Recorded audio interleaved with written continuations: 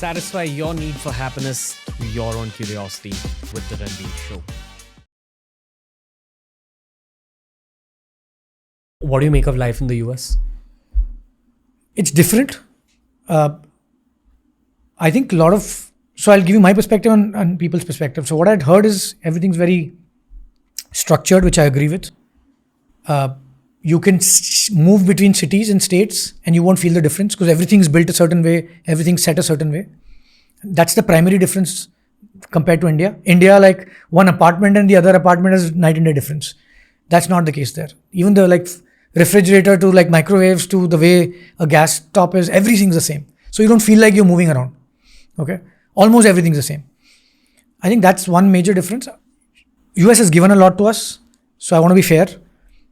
I don't think I would be what I am today in terms of the company and where whatever we've achieved in life without US, because a large portion of our revenue and customers come from the US.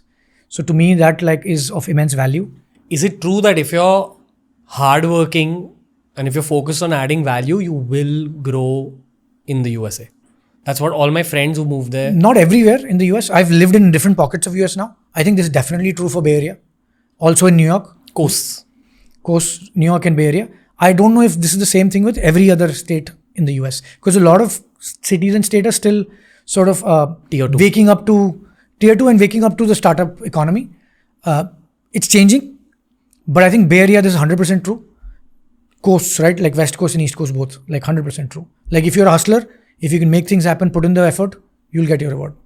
Okay, slightly hatke question. Okay, this is not completely related to startups, but because you're an engineering grad from a non-Indian Ivy League college, which is most of us, parallelly you've built out a multi-million-dollar business in the USA. In your eyes, what do you make of the lives of Indian students, especially engineers, but I'm asking about all fields, who move to the US for fatter pay packages? What's your take on it? Do you think that's a good life? And keeping all factors in mind. Yeah, sure. I think the popular answer is no. Why? No, the popular answer is no. I have a different opinion on it. The popular answer is no because of a Deshbhakti angle. Deshbhakti angle, why don't you create a business? Why only look at a paycheck? All of that is a popular answer. I have a different opinion now that I've reflected enough on this for so many years. I think to each their own. I think it should be clear on why you're doing a startup. It's very easy to start a startup. It's not easy to carry that through. It's difficult. It takes a lot of effort, time, and number of years. So be clear on why you want to do something, right? Be very, very clear on that. If it's just for money, I think we are seeing more and more avenues of making money in different areas, not just startups. So in America, US, India, everywhere now. For example, there are a lot of millionaires, 10 plus millionaires, 10 million plus $1 million sort of folks who are not startup founders, but they joined startups early on. Right? Or at the right time, where they've grown as execs, or they got ESOPs, and a number of them now. So it necessarily does not take for you to start a startup. If you are smart and talented and you think you don't want to necessarily start a startup, the other option is go join a startup. Right? So you need to be clear why you're doing something. So my opinion is, it is fine if you just want to go take a big paycheck, but be clear that that's what you want. You're joining that just for paycheck, but be mindful. It may not be aligned with what you want to do, and you may be losing your number of years of whatever your prime time is. You have to be mindful to that. And then don't have expectations that you will create greatness when your objective was money. Because a lot of times you may not get both. Right? You'll have to take a call. If you get both, you're super lucky.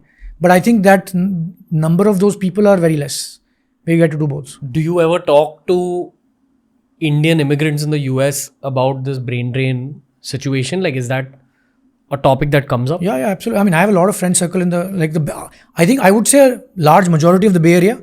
I keep saying South Bay. Large majority of South Bay is mostly Indians and Southeast Asians, Chinese, right? Most of them are that.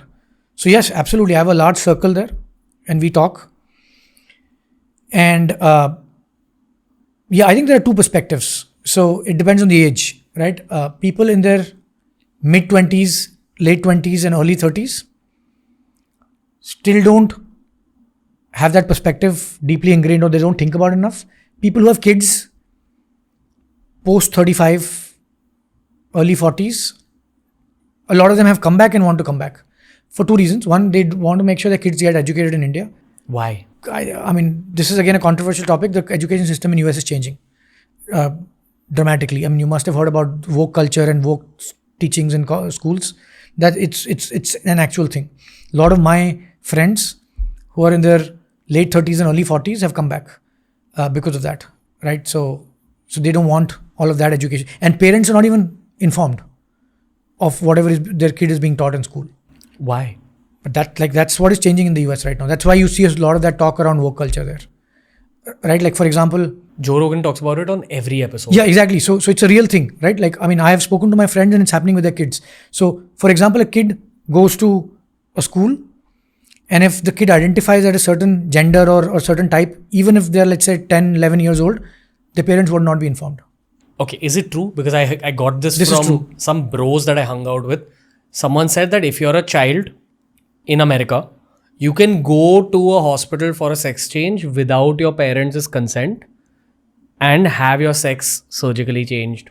Yeah. It's completely up to you as a 10-year-old. This is a huge political topic in the US right now, and there's a left versus right debate, and that's what the country is fighting on. So, like in India, there is a lot of talk on the country being divided in left and right. The exact same thing is happening in US right now.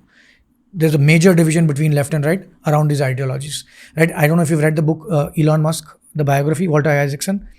He openly sort of shares in that book that his daughter changed her sex, and that's why he moved from California to Austin, and that's why he's against the woke agenda, right? So if it can happen with Elon Musk, you can only imagine what is going to be with like regular people. I have a lot of American friends, and I have friends from lots of different countries thanks to my job, which entails that I travel a lot. The one thing that I've noticed about most Americans I meet, not all, and I am generalizing here, but most of the Americans I meet is that they're very hesitant while talking. You know, they'll say something in the middle of the sentence, they'll apologize and say, no, I didn't mean it that way, I meant like that. And this I've seen so much, where I sometimes make the American person sit down and say, listen, just talk openly, chill, I'm not judging you, I won't get offended by anything you say. And then they open up a little bit. That makes me think of what some conversations have become in America, where people get offended easily through just conversation. Yeah, I don't think it's just America though. I think it's happening in India also. India also, there is a huge polarized bias on left versus right. People like the Gen Z especially gets offended like that, right? So I think it's a global phenomenon. This divide in left versus right, I know a lot of friends across the globe. I mean, UK is another example. Europe, this is happening right now, right, as we speak. So I think this is a global phenomena that is happening almost in every country. Now, Netherlands, there was a prime minister elected who opposes a specific religion. With him coming in power, same thing has happened there now. So I think every, and then the Israel-Palestine thing has brought up so many, sort of, it's like a Pandora's box that has been opened, right? Which is, I think this phenomenon is happening in every country now, where because of this divide and, polarized sort of thought process, people are scared to speak up or speak their mind. Because once you see the money that you left this country for, you realize that maybe that's not the answer. No, once that, and I think, 2-3 things have changed, right? Like 10 years ago versus now. One, the pay divide was very large in US and India 10 years ago. Not the case anymore. You can make, maybe not the number to number, it's different, but you can save as much or more money in India now than in US. Oh, really? Yeah. Indian salaries have gone up big time. Plus, the cost of living in America is a lot. So Exactly. even if the salaries are extremely inflated, Yes. you are also spending that much money to survive in the US. Absolutely. And that's where I'm saying, like, you're saving. I didn't use the word make, dollar to dollar, but you save more or similar amounts of money in India. So people have realized that and they're okay with that. I've always believed that a college student should usually take advice from a professional under the age of 40. It's what I did when I was in college, and that was the right way to go. Probably when I was graduating, I would have taken advice from someone who's 10 years older than myself. And that was the good advice that I got versus the advice that I got from relatives who are 20, 30 years older than me, who gave me a lot of wrong advice, which I understand now because I saw what happened in my own career. The one advice I give to a lot of the engineering grads in the US who are thinking about the next stage, I actually talked to them about possibly moving to Dubai or Saudi Arabia. These are the two countries that are coming up. And I've gone to Australia, seen how life in that country is, and it's spectacular. I also believe that there's opportunities in these three countries. I'm not promoting Australia tourism or Saudi tourism or Dubai tourism here, but I want to know what you think of these three options, because when I was graduating, I think the only options were America, and some people used to think of UK, Europe. But now people, I think, actively think about UAE, Saudi, Australia, these places. Yeah, I don't have a perspective on Australia. I've not spent time there, so I don't have a perspective on Australia. I think I would still rate India higher than Dubai. Right, I have a lot of friends, in fact, some of my relatives as well in Dubai. I tell them to come back to India. Right, so I would rate India much more higher than Dubai, because I think Dubai still doesn't have that same level of exposure and scale. It does not. India has that exposure and scale, especially if you are in tech. Now I'm being biased. No, sure. Especially if you're in tech, India is the place to be. Exposure and scale. In tech is what I mean. What does that actually mean? Like look at the amount of VC funding that is going in startups. Dubai doesn't even come close to India, right? Like US, China, and India. I mean, India is number 3. So you want to be at the right place at the right time to be able to capture the upside. It's like buying a stock. You don't buy the stock when it's on the top, right? I'm not saying Dubai is on the top, but the upside is very limited there. The growth is very limited there. Okay, you get zero tax, but the upside is very limited there. Where in India, you have an exposure to such wide variety of things. You want to do D2C, there is so much VC money in the market. You want to do B2B, we are seeing a boom on that. If you want to do bootstrap startups, that's possible here, right? If you want to go join a larger company or a corporate, you can do that also. If you don't want to do anything in tech and you want to do alternative careers, right? Even that's opening up now, right? Like you are one great example of that. So I don't think, see, Dubai is good from a regulation standpoint. There are a lot of things that are allowed in Dubai that may not be possible in India. For example, crypto is an example, right? But I think for most folks, with the exception, like if you're doing something in crypto, possibly you should be in Dubai or Singapore. But for most folks, outside of that exception, I would say like India is the place to bet, because you want to be part of the rising tide versus coming here after 5-7 years. And what is life in Austin like, where Elon, Joe Rogan, and now yourself, all of you guys have moved? I'm not in the same league, but one day, right? But I mean, Austin is great. I think also multicultural. We're seeing more and more startups go there. I don't like the weather there. It's super hot. It's like Dubai. Really? It's like super hot. I love the California weather, San Francisco weather, and Bay Area weather. I love the weather there. I love the food there. I think Austin you can't fix the weather. Weather is weather.